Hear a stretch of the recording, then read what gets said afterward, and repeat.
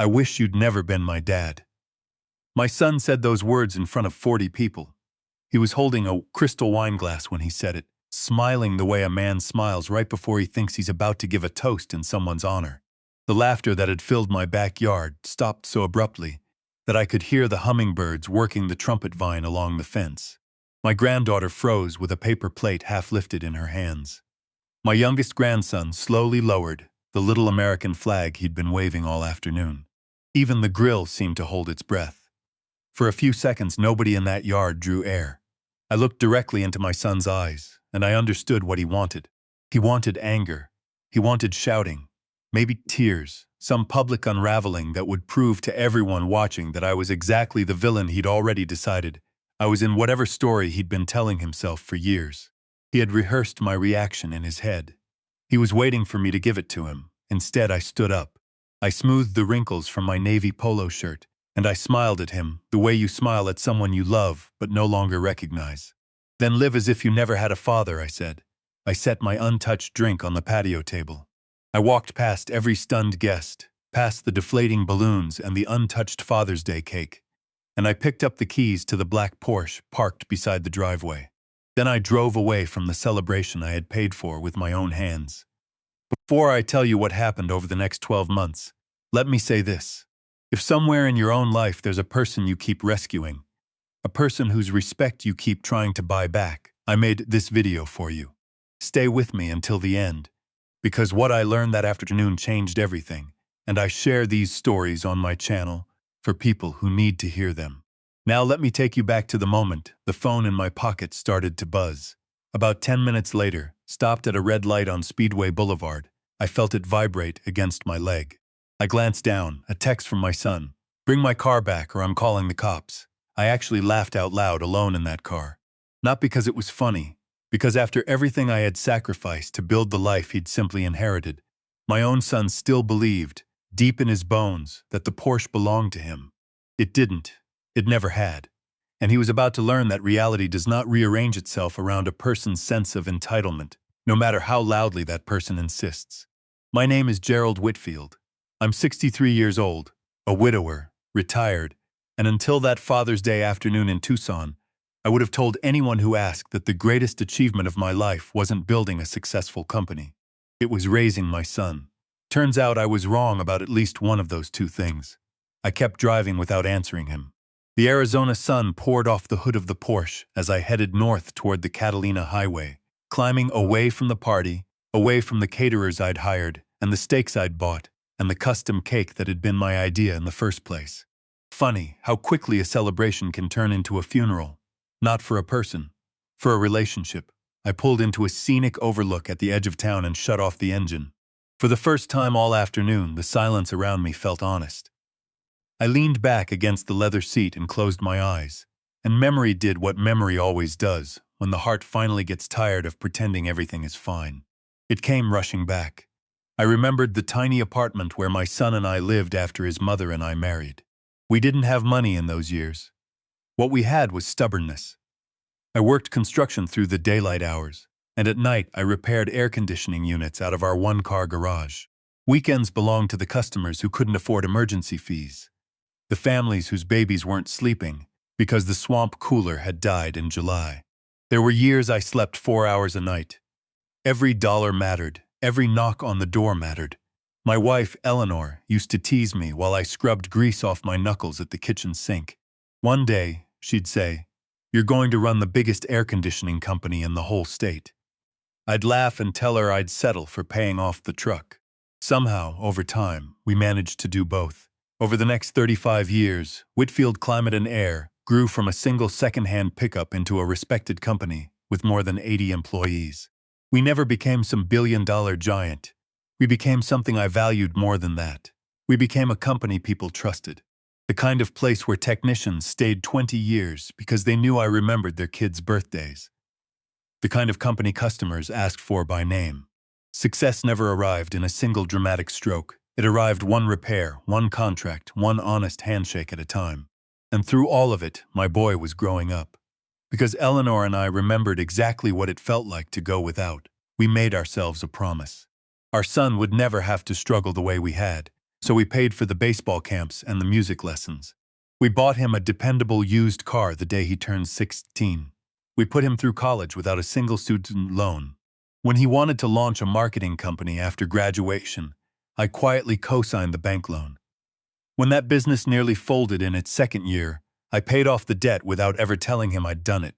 When he proposed to Madison, I covered most of the wedding, because I wanted the two of them to begin their marriage without the weight of debt on their shoulders. I never kept score. Parents aren't supposed to keep score. At least, that's what I believed at the time. After Eleanor passed away from pancreatic cancer 8 years ago, helping my son became the way I stayed close to her. She had always believed that family came before everything else. Sometimes, sitting alone in that overlook, I wondered whether I'd misunderstood what she meant. Family comes before pride. It does not come before accountability. There is a difference, and it took me far too long to learn it. Looking back, I can see all the small moments I chose to ignore. Little comments, little assumptions. They seemed harmless in the moment. When my son brought friends up to the lakehouse, he'd casually call it our family place, and then slowly our place, and then just his place, though he never said that last part out loud. He simply stopped correcting people. When someone admired the Porsche, he'd smile and say something about how he'd always loved German engineering. He never actually claimed he'd bought it. He just let the silence do the lying for him. I heard it happen once at the country club. A man said to him, "Must be nice driving a car like that," and my son smiled and said, "It is." I was standing 10 feet away. He never looked at me. I should have spoken up right then. Instead, I told myself it wasn't worth embarrassing my boy in front of strangers. That became a dangerous habit of mine, excusing things because confronting them felt harder than swallowing them. The Porsche itself had a simple story behind it. I bought it 2 years after I retired, a gift to myself, the only truly extravagant thing I'd ever purchased in my life. Eleanor used to laugh every time one drove past us on the highway. If we ever really make it, she'd joke, "You're getting one of those. You'll have earned it." She didn't live to see me sign the papers. When I finally did, I sat in the dealership parking lot and I cried not over the car, but because she wasn't in the passenger seat beside me where she belonged. A few months later, my son asked if he could borrow it for a charity gala. Of course, I told him. Then there was another event, and then weekends, and eventually it just seemed easier to leave it parked at his house, because he asked to use it so often. But the title, the registration, the insurance, every single document stayed in my name.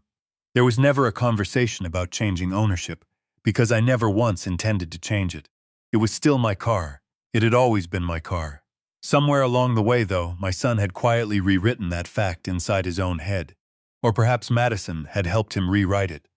She had a gift for making a temporary arrangement sound permanent. "Someday it'll all be yours anyway," she used to tell him when she thought I wasn't within earshot. Those words seemed harmless. Right up until the afternoon they weren't. My phone buzzed again on the passenger seat. Another text. "Final warning. I'm reporting the car stolen." I looked at those words for a long moment. Then I set the phone face down and watched the shadows lengthen across the desert. If my son genuinely believed I had stolen my own Porsche, then he was about to discover exactly how the world responds to a man who confuses wanting something with owning it. A few minutes later, the phone rang. The caller ID read Tucson Police Department, I answered. Gerald Whitfield speaking. The officer's voice was calm and unhurried, the voice of a man who had done this 1,000 times. "Mr. Whitfield, we've received a report of a stolen vehicle, a black Porsche, filed this afternoon by an individual claiming the car was taken from him. May I ask if you're currently in possession of that vehicle?" I looked through the windshield toward the mountains glowing amber in the late light. "I am," I said. "And do you have any documentation regarding ownership of the vehicle, sir?" "I have more than documentation. I have the original title, the registration, the insurance declaration, the purchase agreement, and every maintenance record since the day I drove it off the lot. The title lists exactly one owner, me. There's no co-owner, no lien, no transfer of any kind." There was a pause on the line, the sound of a pen tapping against something. "May I ask who filed the report?" "I imagine it was my son," I said. "Preston Whitfield." Another pause, longer this time. "Mr. Whitfield, I'll be straight with you, because it'll save us both some time. If the vehicle is titled solely in your name and you can produce that title, then legally this is not a theft. A person cannot steal his own property. What you're describing to me is a civil dispute inside a family, and that's not something the department can pursue as a crime. If you're willing to email or bring in copies of the title and registration, I'll note the file accordingly and close it out on our end. I'll send them to you within the hour, I said. Every page. I'd appreciate that. He hesitated, and then he added something that stayed with me long after I hung up. For whatever it's worth, sir, I've taken a lot of these calls over the years. They almost never turn out to be about the car. No, I said quietly. They almost never are. 20 minutes later, I was sitting in a small coffee shop out near Sabino Canyon, black coffee cooling at my elbow, forwarding every document the officer had asked for from my phone.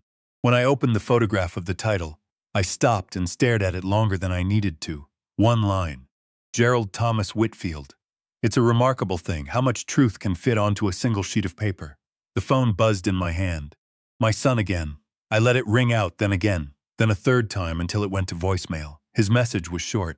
Dad, this isn't funny anymore. Bring the Porsche back before you make this worse. Before I make it worse. I nearly smiled. Even now, he believed I was the unreasonable one. About 15 minutes after that, my attorney called. Arthur Caldwell and I had known each other for nearly 30 years. He'd handled every business contract I'd ever signed, every property I'd ever purchased, and eventually Eleanor's estate after she was gone. You sound tired, Arthur said. I've had an interesting Father's Day, so I hear. That caught me off guard. You hear? The Tucson police contacted my office to verify ownership records, since I'm listed as your attorney of record on the vehicle documents. He let that sit for a second, so now I know my son reported me for stealing my own car. I'm afraid so, Gerald. Neither of us spoke for a while. Finally, Arthur said, I think we've reached the point where pretending these problems don't exist isn't doing anyone any good. Least of all Preston. I know, I said. The truth is, I've been expecting this call for years. You have? You've spent the better part of a decade asking me not to say anything every time he crossed another line. And you were never wrong to ask. There were plenty of lines. I just kept quietly erasing them and drawing new ones farther out. The first line should have been enough on its own. 5 years earlier, my son had invited me to a charity fundraiser at a resort here in town. I remember standing beside him while he introduced me to a real estate developer. This is my dad, he said, and there was nothing unusual in that. Then the developer glanced at the Porsche parked near the valet stand and said, Beautiful car. And my son smiled and said, Thanks. Just that, thanks. Not it's my father's. The conversation moved along before I could correct anyone. Later that night I mentioned it to him, gently, and he laughed and said, Dad, does it really matter? It isn't about the car. And because I wanted peace more than I wanted to be right, I let it go. Then there was the lakehouse. Eleanor and I had bought a modest place on the water years earlier. Nothing grand, just somewhere quiet to fish and read and escape the summer heat. After she died, I went up less and less, so my son's family started using it.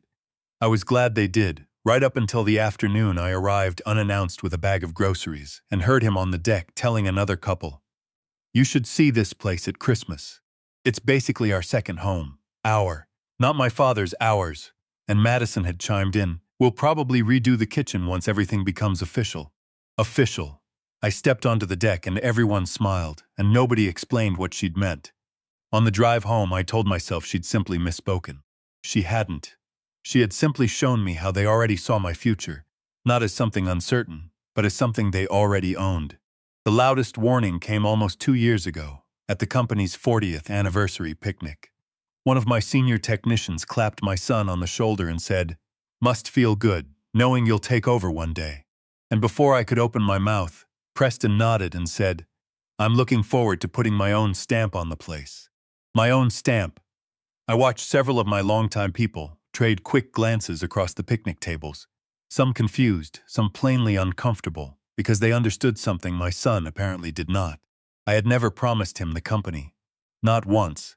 I'd always assumed we would sit down and talk about succession when the time was right. He had simply assumed it was automatic, a birthright. That realization settled into my chest like a stone I've been carrying ever since. And still, God help me, I stayed quiet. Gerald, Arthur said into the silence, You've gone quiet on me. I was remembering all the times I should have spoken. You can't change any of those. No, I said. But I can stop adding to the pile. I heard him exhale, something like relief. I was hoping you'd say that. I've got an opening tomorrow morning at 9. I think it's time we go through every single document in that estate plan, line by line. For years I had treated that plan like a promise I'd made. Maybe it was finally time to treat it like a responsibility instead. I'll be there, I said. 9 o'clock. By early evening I drove home. The Father's Day decorations were mostly gone. The catering trucks had pulled out. Only a few balloons still clung to the mailbox, drifting in the hot breeze. Inside, the house was exactly as Eleanor had left it years before. Her favorite photographs on the wall, her piano in the corner, the quilt she'd sewn by hand folded over the back of the couch. I walked into my study and unlocked the fireproof cabinet where 4 decades of my life sat in ordered folders. Business records, property deeds, investment accounts, insurance policies, and one thick folder labeled in Eleanor's careful handwriting that simply read estate plan. I set it on the desk and opened it. She and I had written most of it together, back when we still imagined growing old side by side, surrounded by grateful grandchildren. Back when the word entitlement had never once entered our vocabulary. I turned the pages slowly. Everything flowed to my son, the business, the lakehouse, the investment accounts, the family heirlooms. Generous provisions, all of them, written in the belief that generosity would strengthen the bonds of a family. Sitting there in the lamplight, I wondered for the first time whether it had done the opposite. Whether all that generosity had quietly weakened the one thing that mattered most, responsibility. I rested my hand flat on top of the folder. Outside the study window, the desert sky was turning that deep bruised orange it turns just before dark, and inside me, something was turning too. For the first time in years, I was not sitting up at night, planning how to protect my son's feelings. I was planning how to protect the values Eleanor and I had spent a lifetime building. Somehow, that felt like the harder act of love. The harder and the truer one. At 9 o'clock the next morning, I walked into Arthur Caldwell's office, carrying a leather folder that felt heavier than it had any right to feel. Not because the pages weighed anything, because every one of them represented a promise, made years ago, to my late wife, and to my son, and to a future I'd been so certain our family would share. Arthur stood when I came in. He'd known me long enough to skip the small talk. "Did you sleep at all?" "A couple of hours. Coffee?" "I've already had 2. He nodded toward the conference table. "Then let's get to work."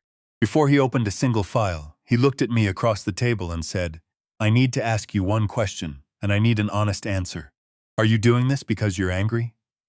The question deserved honesty, so I gave myself a moment before I answered. "No," I said finally. "If I were angry, I'd cut him out of everything and be done with it." "And is that what you're planning to do?" "No." Arthur leaned back in his chair. "Then why are we here?" I looked out the window toward the street below, cars and people moving through an ordinary Tuesday. I think, I said slowly, that somewhere along the way I confused love with rescuing.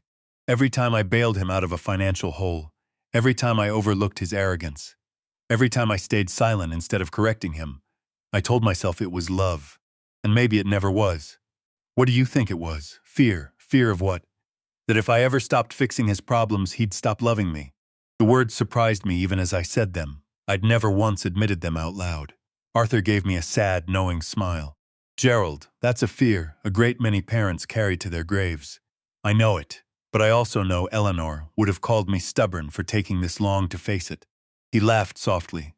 "She probably would have." We spent the next 3 hours going through the plans section by section. The first document concerned the company. The existing language transferred controlling ownership of Whitfield Climate and Air directly to my son. For years I'd never questioned it. When he was 25, ambitious and grateful and hard-working, it had seemed obvious. That young man still existed somewhere. I truly hoped he did. But the man who had lifted a glass and wished aloud that I'd never been his father was not ready to hold the mortgages of 80 families in his hands. "I want to change it," I said. "To whom?" "I want to create an employee ownership trust." Arthur raised an eyebrow. "You're serious?" "I am. This company was never built by me alone. It was built by technicians who crawled through attics in 110 degrees, by dispatchers who answered calls at 2 in the morning, by managers who stayed through 2 recessions instead of chasing bigger paychecks somewhere else. Those people deserve security, not uncertainty. "We can structure it carefully," Arthur said, already writing, "and Preston can still work there if he earns his place." "If he earns it," I agreed. Arthur glanced up at me. That sounds like the first boundary I've heard you draw in 30 years. It probably is.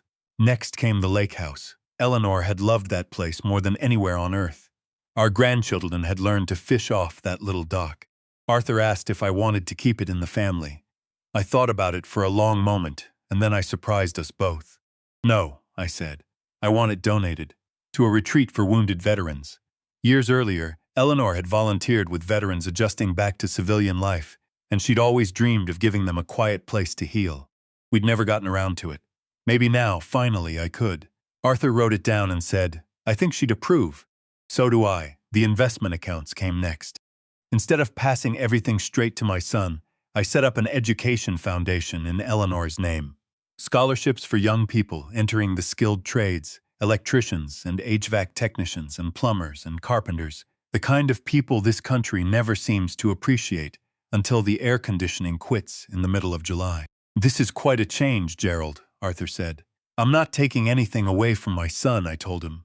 I'm putting purpose ahead of entitlement. When we finally finished, Arthur took off his glasses and rubbed his eyes. One more question. If Preston sincerely changes, years from now, can any of this be changed back? I didn't hesitate, absolutely. He looked relieved, so this isn't revenge. I smiled for the first time all morning. No, this is accountability. There's a difference. It took me 63 years to learn it, but there's a difference. That afternoon I drove home feeling strangely peaceful. Not happy, not victorious. Just lighter, the way you feel when you finally set down a weight you'd carried so long you'd forgotten it was optional. For the first time in years, my decisions weren't being driven by guilt. When I pulled into my driveway, another car was already there. Madison's white SUV. Before I'd even reached the porch, the front door swung open and my son came out fast, his face red, his jaw tight. There you are. You embarrassed me in front of the police. I didn't call them, I said. You knew exactly what would happen. I knew the truth would happen. Madison appeared behind him, arms folded across her chest. This whole thing is childish, Gerald. I looked at her calmly. Reporting a man for stealing his own car is childish. I agree. She rolled her eyes. You know what I mean. No, I said. I honestly don't. My son stepped closer. Just sign the title over. You've basically given me that car already. I've been letting you drive it, I said. For 2 years. That's called borrowing. Same difference. No, Preston, it isn't. He laughed, a hard, bitter sound. You've always treated it like it's mine. I let you use it. I trusted you. Those aren't the same thing as giving it to you. I walked past both of them into my study, and they followed. From the fireproof cabinet I took a thin folder, and without a word I laid the papers out on the dining room table. The original purchase agreement, the registration, the insurance declaration, the title. Every document carried one name, mine. My son stared down at them. Madison picked one up, and I watched the confidence drain out of her face. This, she said quietly, looking at him. It really is in his name. It always has been, I said. No, Preston insisted, snatching up the pages and flipping through them as if some other version might materialize between his fingers. There has to be. There isn't. Finally he looked up at me and his voice cracked with something between fury and disbelief. So you've been lying to me this whole time. For a moment I could hardly believe what I'd heard. Lying, I let you borrow my car. I never once told you it was yours. You assumed it, you let strangers assume it. And you never corrected a single one of them. Because you liked the way it made you look. The room went very quiet. Madison broke the silence. So what happens now? I slid the documents back into the folder and closed the cabinet. Now, I said, I think we're finished discussing the Porsche. My son drew a long breath. You can't seriously be ending our relationship over a car. I turned to face him fully. This stopped being about the car, I said. The moment you stood in front of your own children and told 40 people you wished you'd never had me for a father. For the first time since Father's Day, he had no answer for me at all. After they left, the house went painfully quiet. I walked out onto the back patio where we'd celebrated only 2 days before. The balloons had deflated into wrinkled little skins. A paper banner reading World's Best Dad still hung crookedly across the pergola, one corner lifting and falling in the breeze. I stood looking at it for a long time. The irony of it would have been funny if it hadn't hurt so much. Finally, I climbed up on a chair and took it down. And as I folded the paper, I remembered my youngest granddaughter, pressing it into my hands with the biggest smile in the world. Children so rarely understand the wars the adults build around them. I hoped, folding that banner, that she never would. Wednesday morning I drove to Whitfield Climate and Air before sunrise. Retirement had given me the freedom to stay away, but I still came in every Wednesday for breakfast with the management team. The smell of fresh coffee and machine oil had always felt like home to me. Employees greeted me as I passed. "Morning, Mr. Whitfield. Good to see you." Nothing seemed different until I reached my old office, where Eleanor's photograph sat exactly where it always had. I smiled at the picture of her. "I finally stopped pretending everything's okay," I said out loud. Somehow, saying the words to her made me feel closer to her than I had in a long time. About an hour later, my operations manager, Gary Boone, knocked on the open door. Gary had worked beside me for 27 years. I'd watched his kids grow up. He'd stood next to me at Eleanor's funeral. He wasn't just an employee. He was family in every way but blood. "You got a minute?" he asked. "Always." He stepped in but didn't sit. "I heard about Sunday. News travels fast in a family business. I figured you would." He looked uncomfortable. I wasn't trying to pry. "But some of the guys are worried." "About what?" "They've always assumed Preston would take over one day." "So did Preston," I said. Gary let out a slow breath, like a man setting down something he'd carried too long. "I wasn't going to say this, but some of the crew have been nervous about that for a while now." That got my full attention. "What do you mean?" He chose his words carefully. "He doesn't know the business, Gerald. He talks like he already owns it, and sometimes," he stopped himself. "Go ahead. Sometimes he treats the place like it's beneath him." I leaned back in my chair. "Why did no one ever tell me?" Gary gave me a sad smile. "Because nobody wanted to come between a father and his son." There it was again, the silence.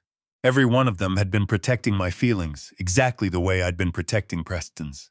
Together, without ever meaning to, we'd built a wall around the truth and called it kindness. That afternoon the phone rang 3 times. First my younger sister, Diane. "I hear you and Preston had a little disagreement." "A little," I said. She laughed nervously. "That's what Madison called it." "I wouldn't call it that," Diane sighed. "Gerald, family say awful things sometimes. You should just apologize." I blinked at the phone. "For what? For leaving the party?" "I left," I said, "after my son wished I'd never been his father." "There isn't a but that comes after that sentence, Diane." She was quiet for a while. "I guess I hadn't thought about it that way. I've spent years thinking about everyone else's feelings," I said. "I'm just now starting to think about my own." The second call came from my cousin Ray, who never softened anything in his life. "You really changed the locks on the lakehouse?" "I did. You trying to punish the kid?" "No, it just isn't his house," Ray chuckled. "Fair enough." The third call surprised me most. It came from Pastor Elias Reyes. Eleanor and I had attended his church for almost 30 years. "I've spoken with Preston," he said. "I figured you might. He says you're trying to destroy his future. And what do you think?" "I think there's usually more than one version of every family conflict." "I appreciate that." There was a brief silence, and then he asked me something no one else had thought to ask. "Gerald, have you forgiven him?" I looked out the window toward the parking lot. People confuse forgiveness with surrender. "I don't hate my son," I said. "I forgave him the moment I understood how lost he really is. But forgiveness doesn't erase consequences." I heard the pastor smile through the phone. "I was hoping you'd say that." By Friday afternoon, something I hadn't planned for began to happen. The truth started spreading on its own.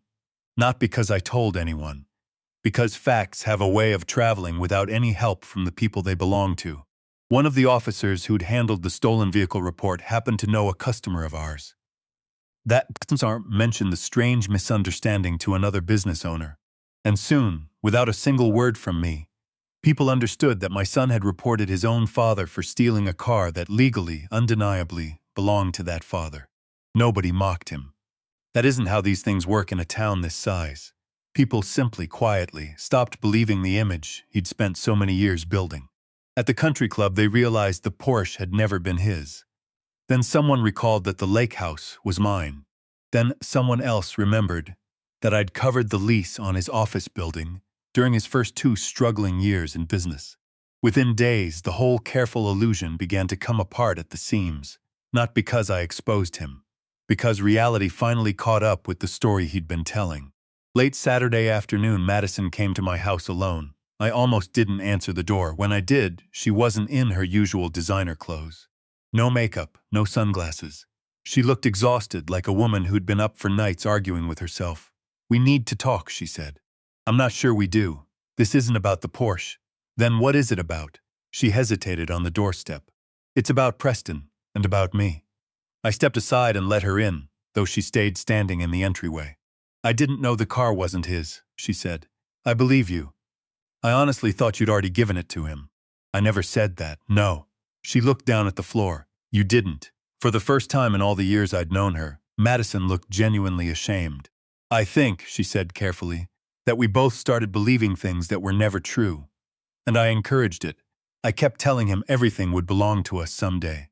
I told myself I was motivating him. She let out a bitter little laugh. Maybe I was just feeding his ego. Neither of us spoke for a moment. Then, almost in a whisper, she said, He hasn't slept since Father's Day. Neither have I said. She nodded slowly. He's blaming everyone. And you? She wiped away a tear before it could fall. I'm starting to think the only person he should have been blaming this whole time was himself. Before she left, she turned in the doorway. I don't know if he'll ever be able to admit any of this to you. Honestly, I told her, I don't know either. After she drove away, I stood on the porch and watched the sun drop behind the Catalina Mountains.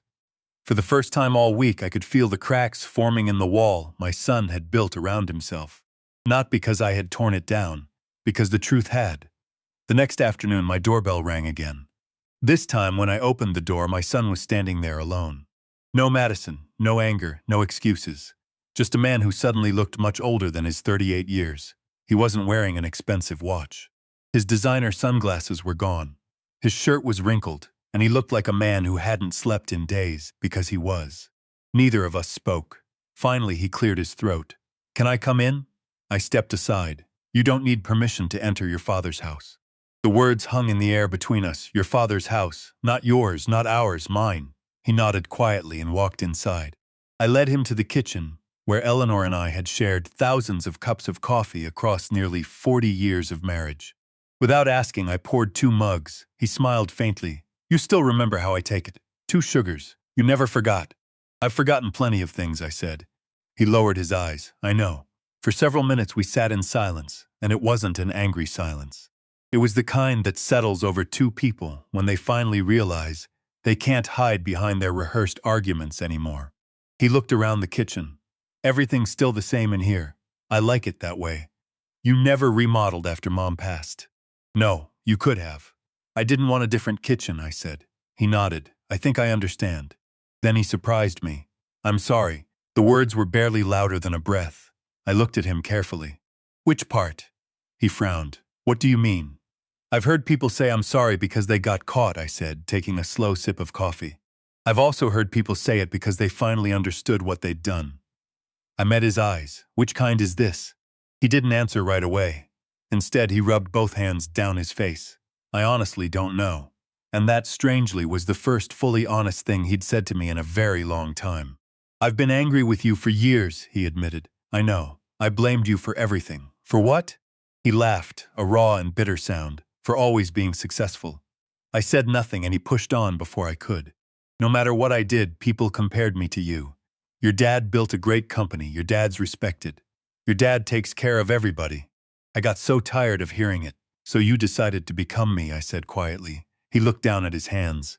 I guess I did. When did that start? I don't know. He stared into his coffee. Maybe after Mom died. His voice cracked on the last word. Everything changed after that. Mine did too, I said, and it was true. Losing Eleanor had hollowed out both of us.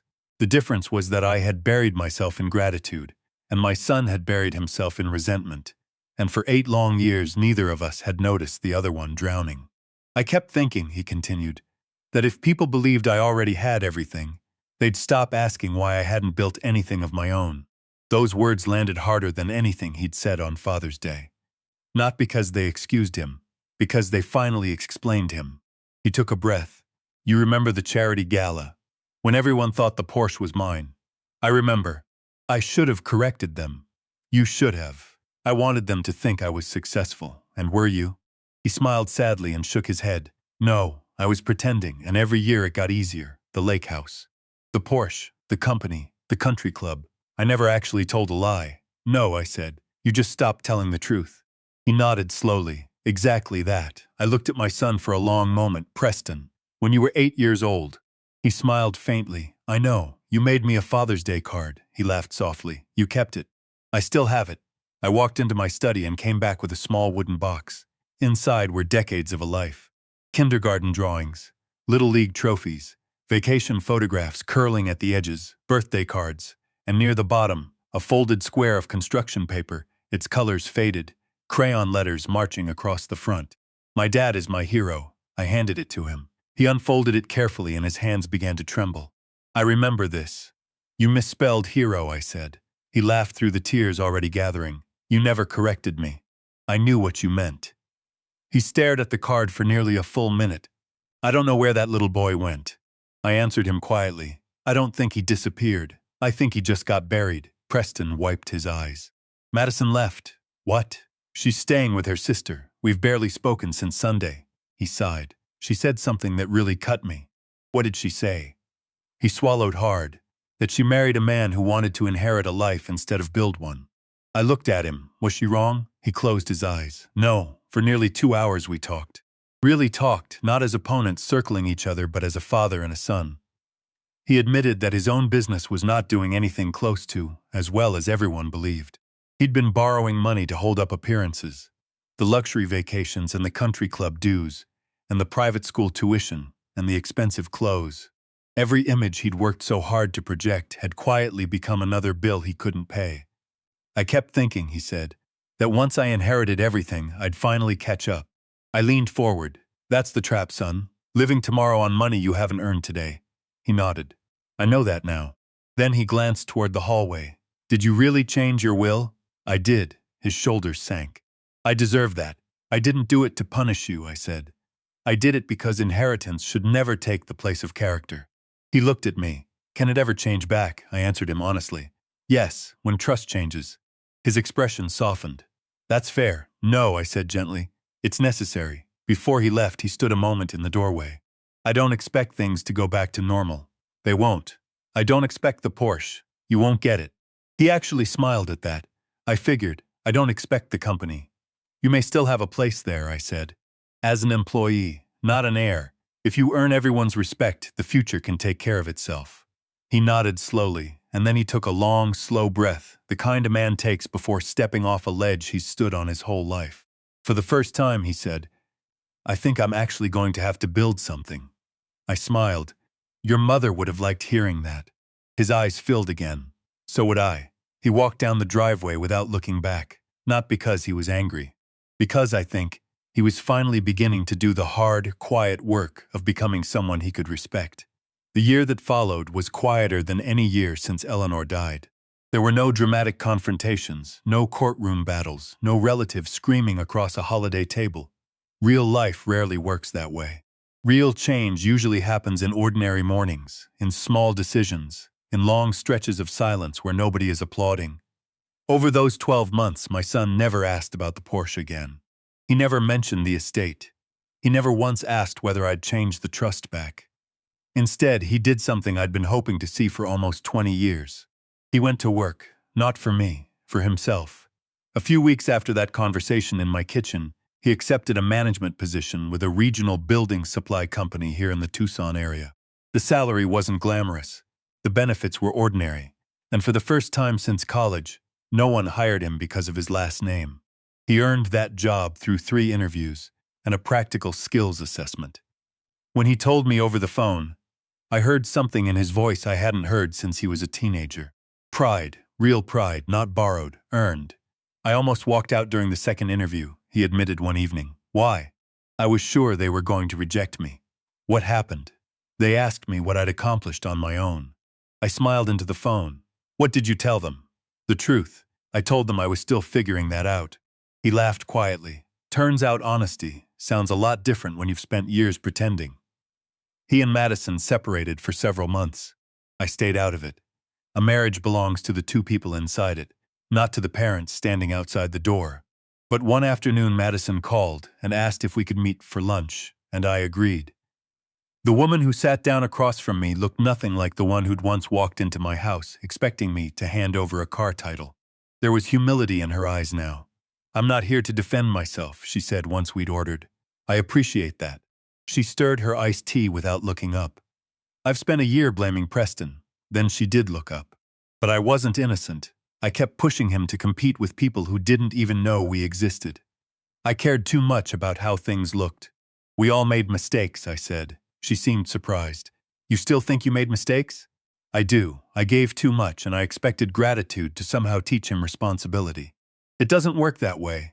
I know that now. She thought about that for a long time. Do you believe people can really change? I smiled. I think people change when pretending finally becomes more painful than telling the truth. She quietly wiped a tear from the corner of her eye. I hope you're right. Months later, she and Preston began counseling together. They didn't magically repair everything, but they stopped pretending there was nothing to repair, and sometimes that is exactly where healing begins.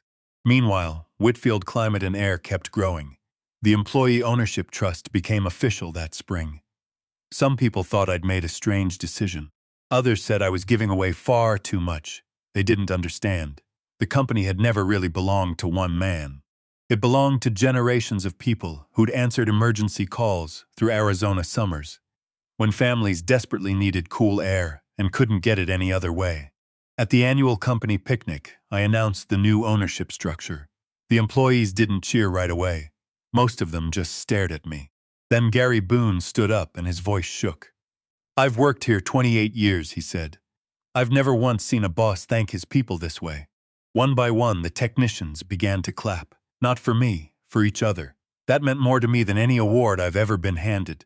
About 10 months after that Father's Day, I had an unexpected visitor. My oldest grandson, Lucas. He was 13 now, old enough to notice when the adults in a family have stopped speaking to one another. He climbed onto the porch swing beside me. Grandpa? Yeah, buddy, Dad's different, I smiled. He is. He doesn't yell anymore, and he even sold his fancy watch. I laughed. I heard about that. Lucas looked out toward the backyard. He says we're not joining the country club again. How do you feel about that? He shrugged. I kind of like fishing better anyway. I smiled. So did your grandmother. He looked at me curiously. Dad says you taught him something. What was it? He thought hard for a moment, working to remember it exactly. He said, borrowed success disappears, earned success stays. I looked out at the wide Arizona sky. I wish I'd taught him that a whole lot sooner. And then Father's Day arrived again. This time there were no caterers, no expensive decorations, no oversized celebration meant to impress anybody. Just hamburgers on the grill, potato salad, cold lemonade, and my grandchildren tearing through the backyard under a sprinkler. Exactly the kind of day Eleanor had loved most in all the world. Around noon, an old blue Ford pickup pulled into the driveway, not new, not polished, just clean and clearly well cared for. My son climbed out wearing faded jeans and work boots. I walked toward him. You traded the luxury SUV. I did. You like the truck? I paid cash for it, he said, and he smiled. First vehicle I've ever owned without anybody's help. I reached out and squeezed his shoulder. I'm proud of you. He looked away for a second. I've wanted to hear you say that my whole life. You always could have. I know. I just thought I had to impress you first. You never did. After lunch, he handed me a small wrapped package. It isn't expensive. It doesn't have to be. Inside was a simple wooden picture frame. The photograph showed Eleanor, Preston, and me standing beside our very first company truck, almost 35 years earlier. I'd forgotten the picture even existed. On the back of the frame, in careful handwriting, he'd written a note. Dad. For years I confused receiving with earning. I thought an inheritance would make me successful. You taught me that character comes first. Thank you for loving me enough to stop rescuing me. Happy Father's Day. Love, Preston. I read it twice before I could speak. Then I hugged my son. Not because everything had been forgotten. It hadn't. Not because trust had fully returned. Trust takes time. I hugged him because, for the first time in many years, I wasn't embracing the man he pretended to be. I was embracing the man he was finally becoming. As the afternoon drifted on, the grandchildren shrieked and laughed in the yard while Preston flipped burgers beside me. At one point, he glanced toward the garage. The Porsche still runs? Like a dream, I chuckled. He grinned. Good. You want to take it for a drive sometime? He shook his head. No. You sure? I'm waiting. Waiting for what? He smiled. Until I can buy one myself. I laughed so hard I had to wipe the tears from my eyes. There he is, I said. Who? My son. I've had a lot of quiet evenings since then to think about what really happened between my son and me, and I want to share the part that matters most, because I suspect some of you are living inside a version of this same story right now. People sometimes ask me whether reporting my Porsche stolen was the worst thing Preston ever did. It wasn't. The worst thing was something much quieter and much older than that phone call. It was believing that another person's success could become his own simply by standing close enough to it. That a life could be inherited instead of built. And here is the harder truth, the one that took me 63 years and one shattering Father's Day to finally see. I helped him believe it. Every time I rescued him, every time I smoothed over a mistake, every time I chose peace over honesty, I was teaching my own son that he would never have to become strong, because I would always be strong enough for the both of us. Love is supposed to be generous, but love without wisdom stops being a gift and starts being a cage. When you do everything for the people you love, you are not protecting them. You are quietly telling them that you don't believe they can stand on their own. And a person who is never allowed to carry any weight never discovers how much they could actually lift. There's something else I learned, and I say this especially for those of you who are older, who have worked your whole lives and built something worth protecting. Your kindness is not a resource to be strip-mined. Your generosity is not a down payment on someone else's future entitlement. Loving your children does not mean you owe them your dignity, your property, or your silence when they cross a line. The most loving thing I ever did for my son was not the college tuition, or the guaranteed loans, or the wedding I paid for. It was the day I finally looked him in the eye and let him face a consequence I could have made disappear. Boundaries are not the opposite of love. Boundaries are what love looks like when it finally grows up. My son didn't become a better man because I gave him more. He became a better man the day I stopped giving him everything and let him find out who he was without it. The best thing that came out of that terrible year wasn't changing my estate plan. It wasn't keeping the Porsche or proving I was legally right, or watching a false image crumble. The best thing was watching my son discover that dignity cannot be inherited. It has to be earned, one honest day at a time, by every single one of us, no matter whose son or daughter we happen to be. If this story reminds you of someone you love, or maybe even of yourself, I hope you'll carry this with you. Love should be generous, but it should also be wise. Helping someone is a gift. Preventing them from ever having to grow is not. If this story touched your heart today, please consider sharing it with someone who might need to hear it. And if you believe in stories about family, forgiveness, accountability, and second chances, I'd be honored if you subscribed to my channel and stayed with me for the next one. Until then, take care of the people you love, and never wait until it's too late to tell them the truth. Everything you've heard in this story was written, shaped, and narrated from the heart by a real person who has lived long enough to understand these truths firsthand. These reflections and the emotions behind them are genuinely human. Thank you for spending this time with me. I'll see you in the next story.